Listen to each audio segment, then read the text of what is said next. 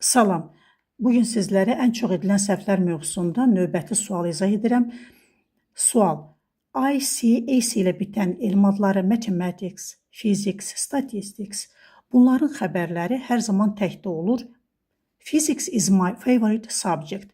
Əgər bu ifadələrin qarşısında yəlik əvəzliyi və yaxud da article D gələrsə, məna dəyişir. Hesablamalar, statistika, biliklər mənasında işləndiyinə görə cəm xəbər qəbul edir. Nümunəyə baxaq. His mathematics are weak.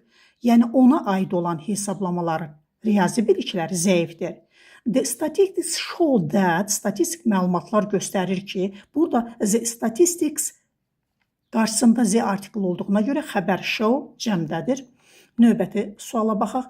Məsafə və ölçü bildirən ifadələr. 100 meters.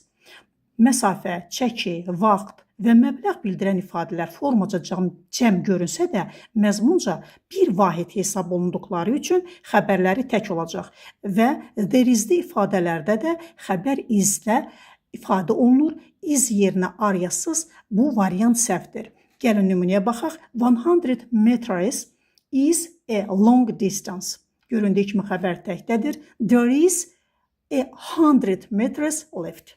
Videonu bəyənməyi və paylaşmağı unutmayın.